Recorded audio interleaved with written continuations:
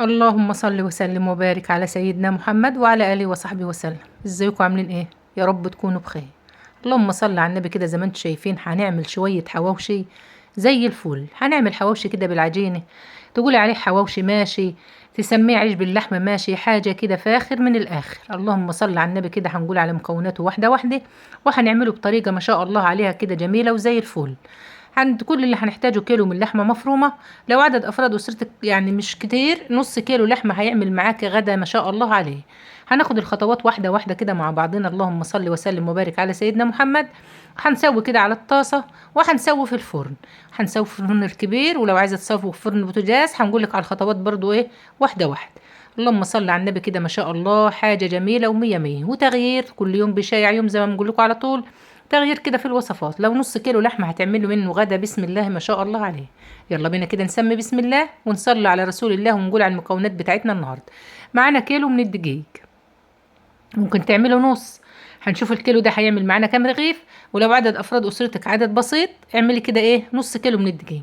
هنحط على الكيلو الدقيق ده ايه، نص معلقه من الملح، معلقه كبيره او نص معلقه كبيره او معلقه صغيره. ونبدا نقلب الملح في الدقيق، وننزل كده ميه عاديه خالص من الحنفيه. وخلوا بالكم الورده، شايفين الورده ولا لا؟ لايك كده جميل وتعليق جميل منكم. ربنا حبايبي كده يديمكم نعمه في حياتي، واللي معاه هناء ربنا كده يهنيه ويسعده ويفرح قلبه يا رب بما يحب ويختار. اللهم صل على النبي. هننزل واحده واحده كده بالميه بتاعتنا على ايه، على الدقيق، ونكون عجينه كده بسم الله ما شاء الله عليها، لا هي يابسه ولا هي طريه. هتشوفوا قوامها معايا. هنعجنها لكم كده واحده واحده وبطريقه بسيطه، عشان الناس اللي ملهاش في المعجنات وعايزه تعملها بطريقه كده ايه زي ما انتم شايفين معايا. ايديك كده من تحت لفوق في الطبق، وابدأي لم الدقيق اللي معاكي كله لحد ما يتبقاش معانا ولا حبايه دقيق في الطبق. حبه ميه بحبه صغيرين جدا. ليه؟ لان ده كيلو دقيق مش هيستحمل معانا ميه كتير. هياخد قد ايه كيلو الدقيق ده؟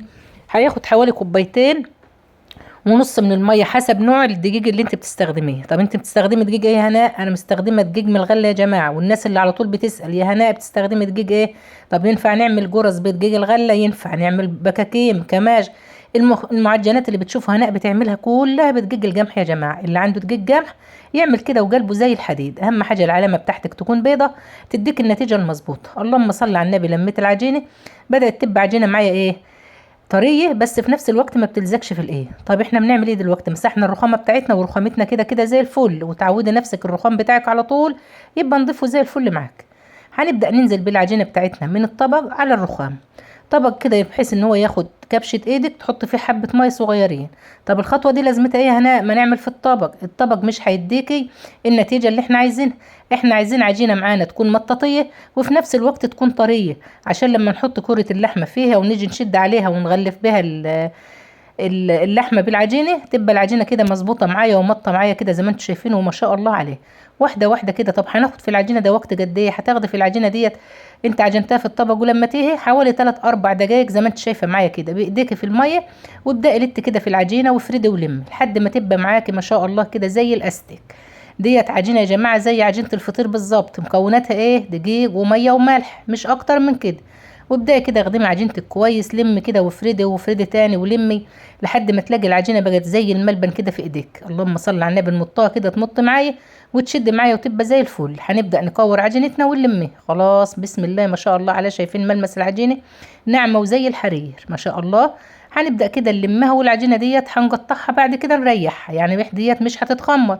ليه؟ لان هي احنا ما فيهاش خميره. فهنعمل ايه؟ هنريحها بس. اللهم صل على سيدنا محمد. صينيه كده عليها دهنه خفيفه من الزيت، ونبدأ نقطع العجينه بتاعتنا.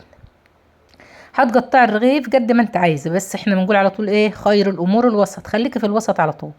اللهم صل على النبي. الكيلو الدقيق ده هيعمل معايا 12 رغيف، 12 رغيف من الحواوشي.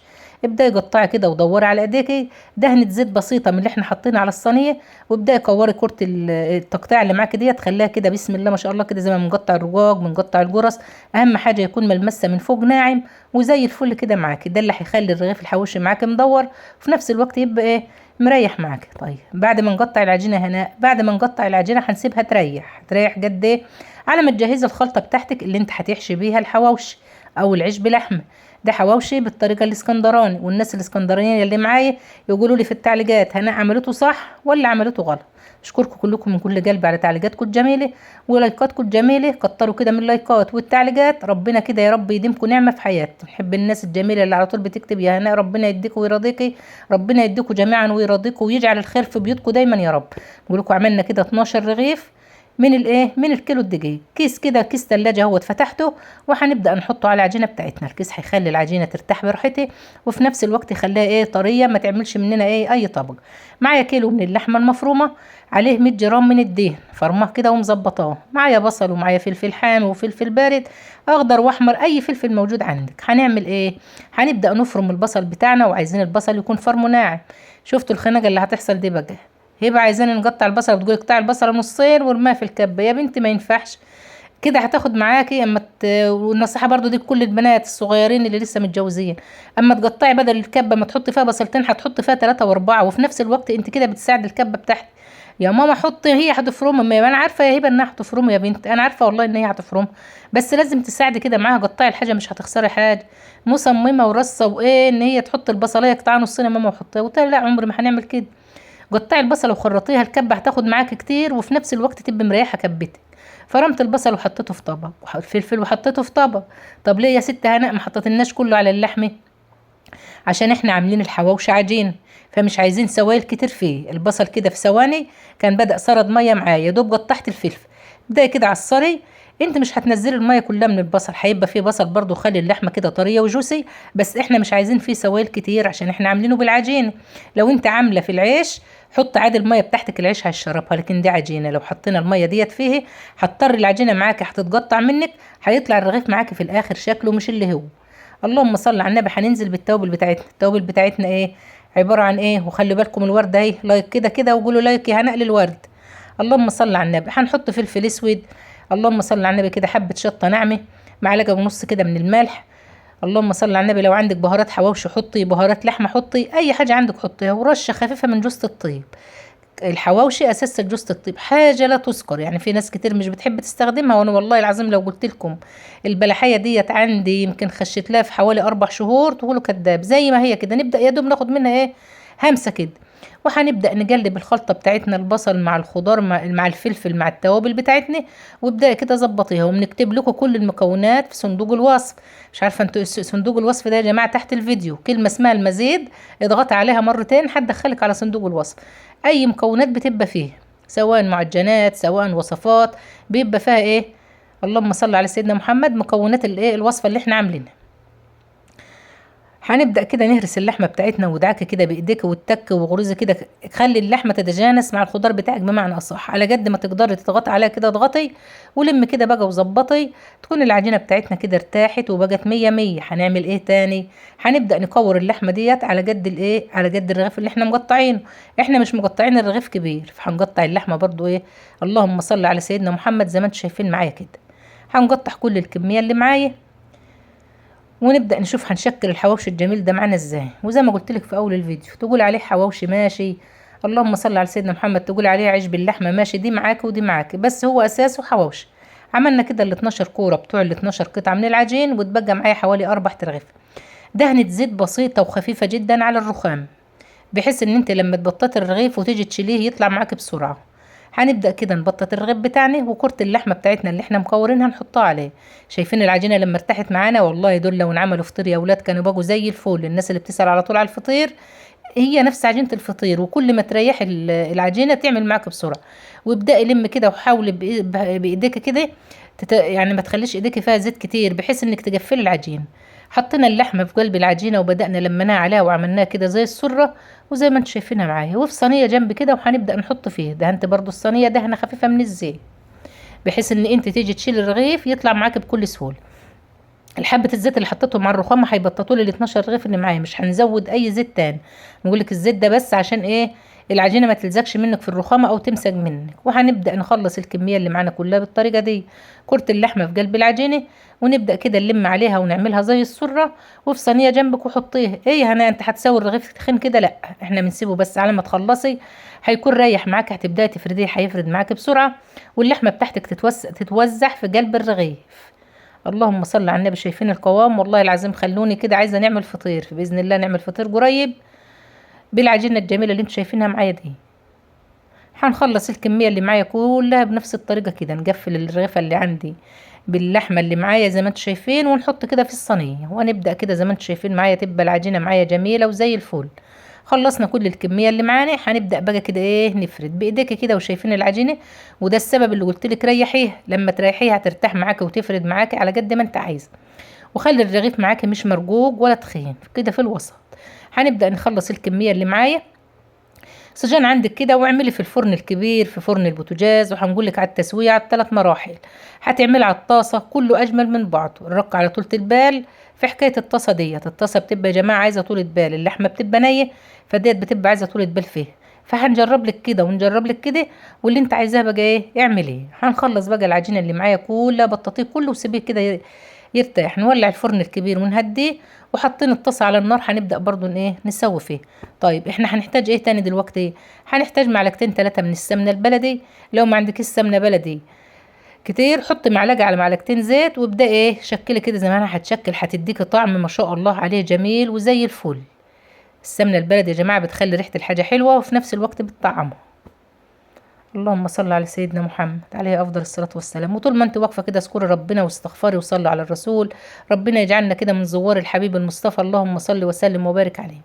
طيب انا عملت ال 12 كوره، وتبقى معايا حوالي 3 4 كور. عندنا العيش البلدي العادي بتاعنا اهوت، هنبدا نفتحه كده ونحط الكور دي فيه. ديت برضو الحواوشي العادي بتاعنا بتاع المحلات كله بيعمل كده. العيش البلدي العادي خالص اهوت. وابدأ كده كل كرة في قلب رغيف، وابدأ افردها كده في الايه في الرغيف بتاعك، اضغطي كده بايديكي، هتبطط معاكي كده وتملى الرغيف معاكي. شايفين ما شاء الله كده الكور بتاعتنا مية مية، وفرت الرغيف كله معايا.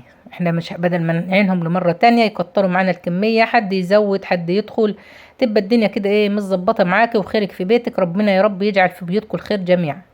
حطينا كده طاسة على النار، النار كده عالية، بدأت سخنت الطاسة، وهنبدأ نهدي النار تاني. زي ما قلت لك معلقتين سمنة على معلقتين زيت، معلقتين سمنة بس. ما عندك سمنة بلدي حطي، لو عندك دهن حبة دهن صغيرين وعليهم برضو حبة زيت. وابدأي رشة بسيطة كده على الصينية، الرشة ديت هتديكي لمعة، وفي نفس الوقت هتطعم لك الرغيف الحواوشي، تخليه ما شاء الله عليه جميل وزي الفل. هنبدأ نعمل ايه؟ هنبدأ ناخد الرغيف اللي احنا بططناه الأول، نبدأ كده ايه نخبزه على الطاسة.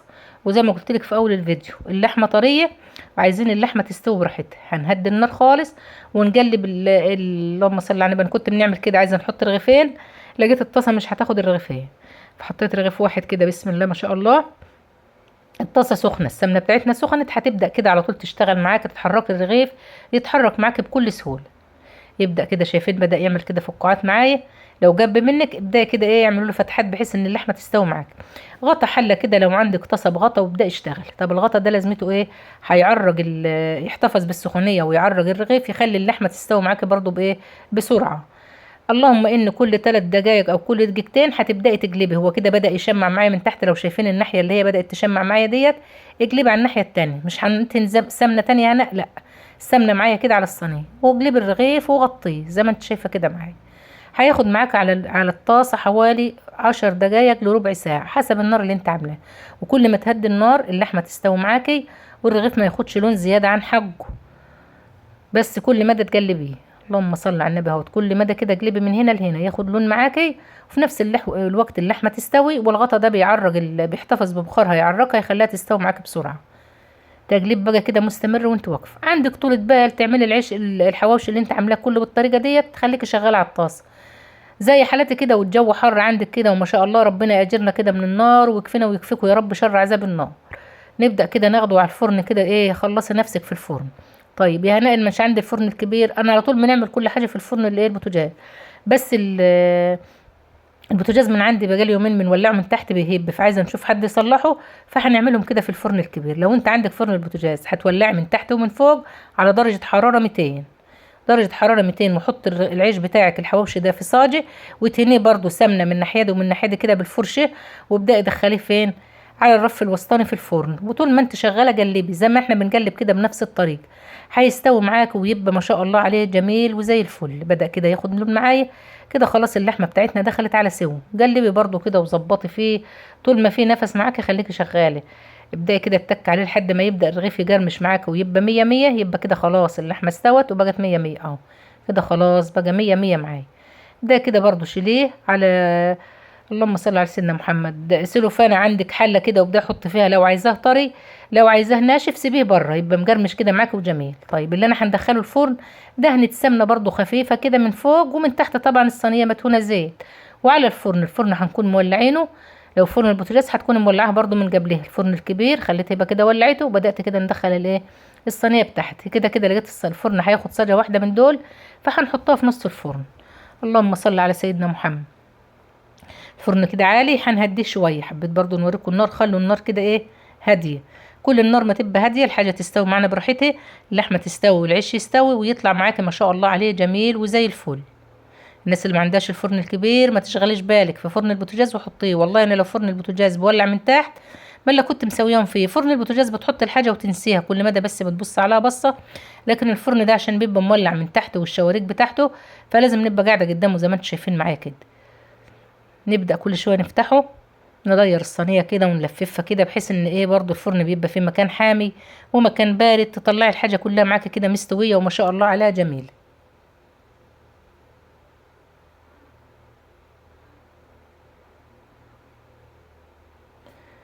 كده كله في الفرن. الفرن لسه هادي فلازم كده نديه وقته كده في الايه اللهم صل على النبي في الخبيث. هنبدأ كده نفتح ونبص على الايه على العيش بتاعنا. نبدأ كده نبص عليه ونشوفه نديري ظبطي تبقى الدنيا كده ماشية معاكم زي الفل. انا قافله الفرن ليه؟ بحيث ان هو يسخن معايا بسرعة. كل ما تقفلوا الفرن يسخن. حتى لو بتشوفوني وانا بنخبز عيش قمح بنخبز حاجة، اول فرن والتاني بنبقى قافلة باب الفرن. الفرن كل ما تحميه الحاجة تستوي معاك بسرعة كده وتبقى مية مية، تاخد معاك سوا براحتها. فرنك يبقى حامي، تلاقي الحاجة ايه كل فرن بيبقى يختلف عن التاني. الفرن الاولاني ده بياخد معاك وقت كتير، الفرن التاني بياخد وقت اقل. فتلاقي الدنيا كده ايه متظبطة معاك. سبت الفرن مفتوح هيستوي كل حاجة، بس اللهم ان هياخد وقت معاك كتير. طول ما انت بقى قاعده كده استغفري ربنا وصلي على الرسول، ادعي كده لاولادك بالهدايه، قولي يا رب تكفيهم شر ولاد الحرام وشر بنات الحرام. يا رب كده تسترها عليهم وترزقهم كده يا رب، وتبارك لهم في اولادهم وتبارك لهم في احفادهم، ولادنا واولادكم واولاد المسلمين اجمعين. يا رب كده تجعلهم لنا في الدنيا وفي الاخره سند لينا يا رب. يا رب كده تعوضنا تعبنا وشجانا في ربايتهم فيهم، وتجعلهم كده يا رب حاجه كده لينا تكون حاجه حنينه كده علينا يا رب. يا رب تحنن قلوبهم علينا وتجعلهم كده من الصالحين. اللهم صل على سيدنا محمد وعلى اله وصحبه وسلم. هنبدا كده برضو كل شويه ندير الصينيه ونقفل الفرن تاني لحد ما تبدا تاخد لون معايا. اللهم صل على النبي. هتلاقي الرغيفه معايا كده جبت. لو جبت معاك كده الجب ودي بيبقى من سخونيه الفرن ومن ايه ومن حموانه. بوز سكينه صغير وابداي فتحي فتحه صغيره كده في الايه في الرغيف. ليه يا هناء؟ بحيث ان الرغيف يبقى معاكي مش جاب جو، في نفس الوقت السخونيه بتاعت الرغيف من فوق تسويه ومن تحت تسويه. انا خدت الخبيز كله وانا قاعده كده زي ما انتم شايفين قدام الفرن. لازم تطولي بالك على الحاجه، مش هنعمل الحاجه ونبوظها تحط تعلي الفرن جو عليها تشعوطيه تهدي الفرن خالص كده تخليها مسككه ومش مستويه معاكي. فلازم تاخدي كده الحاجه بكل هدوء. بالنا لازم يبقى طويل، بالذات البنات الصغيرين. ربنا كده يبارك فيكم يا رب وتخلوا بالكم كده من بعضكم، تطولوا بالكم شويه على رجالتكم شويه وهم يطولوا بالهم عليكم شويه. الحياه طب دايما في الاول بتبقى صعبه يا جماعه، كلنا كنا كده. على ما ربنا يسهلكم حالكم هتتفاهموا مع بعضكم، هتبقى انت عارفه طبع جوزك تمشي عليه هو برضو عارف طبعك. فواحده واحده كده على بعضكم. يعني في ناس كتير جات تتكلمي هنا في الموال دي. حتى والله واحده ست ربنا يبارك لها جات لي تشرحي لهم كده بالراحه وتعرفيهم ان هم يعملوا الاكل في بيوتهم ما يشتروش من بره. فاللي يشتري اكل من بره يا جماعه حرام عليه والله، الحاجه غاليه بره. شايفين الخضار بس اسعاره بقت عامله ازاي. فانت دلوقتي اعملي حاجتك في بيتك، اي حاجه تعمليها هتدخلي على النت هتجيبي وصفتها هتعمليها بكل سهوله. اللهم صل على النبي. الكبده عندك، البيتزا عندك، الحواوشي عندك، الشاورما عندك، هتلاقي جميع الوصفات عندك. تبقى انت ليه تطلعي تشتري الحاجه من بره؟ الدليفري دي سيبكم منه، حاجتك في بيتك طعمي. اللهم صل على النبي. كفايه نظافتها انت اللي عاملاها بايديك. حاجتك انت مقطعاها، لحمتك جايباها، فراخك جايباها وغسلاها ومنضفاها وشايله منها زفرتها ومخليها كده نضيفه وزي الفل. بدل ما تروحي تجيبي الاكل من بره هتكلفك 500 جنيه، لو عملتها ببيتك يعني تروحي تجيبي لك تعال ما تجيبي لك فرخه مشويه دلوقتي وتجيبي حواليها شويه السلطات وشويه الرز البسمتي ومش عارفه ايه وايه، شوفها هتكلفك قد ايه. هتعمليها في البيت باقل من نص الثمن. كفايه بس ان هي هتبقى نظيفه، مكوناتك كلها من بيتك، حاجتك نظيفه وجايباها بايديك، شايفه الحاجه مع قدامك طازه وزي الفل. يعلم الفراخ والحاجات يا جماعه اللي بناكلوها في المحلات ديت بيبقى شكلها ايه، والله العظيم بنكلمكم بجد. واللحمه برضو بيبقى شكلها ايه. فعودوا نفسكم يا حبايبي، انا بنكلم البنات الصغيرين اللي لسه متجوزين كده وفاتحين بيوت، ابداوا كده اعملوا حاجتكم ببيتكم. الناس برضو اللي عندها مكان تجني فراخ تجني بط تجني، اعملي وسعي كده على نفسك، حفزي نفسك بكل ما تقدري. الصحة كل ما ربنا يكرمك وتشتغلي. شايفين انا بدأت كده نقلب، خد لون معايا من فوق وبدأت نقلب، اللي ما خدش لون من تحت ياخد تاني من تحت، يعني ابيض من تحت هياخد بقى لون معايا. قلبي كده وداير الصينية. اللهم صل على سيدنا محمد. زي ما بنقول لك كده هتعملي ايه، هتبداي تظبطي حالك تظبطي بيتك، هتلاقي الدنيا ماشيه معاكي زي الفل. وما تيأسيش ما تيأسيش من رحمه ربنا، والله رحمه ربنا واسعه، ربنا هيرزقك. الناس كلها في اول حياتها ما كانت زيك كده بالظبط، فلازم تظبطي بيتك وتظبطي حياتك على قد ما انت عايز. اللهم صل على النبي. خلصنا الحواوشي بتاعنا طالع بالجمال والحلاوه اللي انتوا شايفينه معايا دي، ودول الاربع ترغيفه اللي انا عملتهم فين بالعيش. اللهم صل على سيدنا محمد. شايفين كده الحاجه معايا بتلمع وجميله وزي الفل. هنبدأ برضو كده نعمل ايه، عملنا كده سلطة خضراء، اي خضار عندك حط عليه، وسلطة طحينة. اللهم صل على النبي. عندك بقى مخلل طلعي، ظبط الدنيا كده مع الايه مع الاكله الجميله ديت زي ما بتتقدم لك في المحلات بالظبط اهي. رشه كده من البقدونس اكسر اللون بتاعها كده وخلي شكلها جميل. وزي ما بنقول لكم على طول قدموا الاكل بشكل شيك وشكل كده جميل. هنفتح كده رغيف معانا اهوت نشوف اللحمه من جوه مستويه والعيش بتاعنا مقرمش كده وجميل ولا ايه. اللهم صل على النبي. شايفين اللحمه مية مية كده ومستوية وفردة كده في قلب الرغيف وما شاء الله عليها. المشكلة ان هو دلوقتي كان لسه طالع من الفرن، والحواوشي ده عايز حلاوته في سخنيته، تاكلي الحاجة كده وهي سخنة. اللهم صل على النبي. اللحمة مستوية والعيش مستوي وحاجة كده ما شاء الله عليها. ده الرغيف اللي انا كنت مطيباه على الطاسة يا جماعة اهو. هنبدأ برضو كده نفتحه معاكم. اللهم صل على النبي ونشوف اللحمة فيه. شايفين والعيش كده مستوي ما شاء الله عليه وجميل ومية مية. يا رب كده الوصفة دي تكون عجبتكم وتجربوها كده وتقولوا رأيكم فيه. كان عندنا جرجير كده غسلناه، عمال ندوق كده بقى ونقول الله. يلا بقى يا ماما الأكل هيبرد، نقول لهم الله خليكم بقى كده. ماما قدام الفرن بقى لها ساعتين وانتوا قاعدين مرتاحين. حبة طحينة كده وغمسي بقى وما شاء الله. ربنا يا رب يديمها علينا نعمة ويحفظها من الزوال ويبارك لكم كلكم كده يا رب، وربنا كده يحسن ما بين ايديكم جميعا. شوفوا الشوكوا كده على خير الفيديو الجاي، واللي معايا لحد دلوقتي كده بنشكره من كل قلبي. والسلام عليكم ورحمة الله.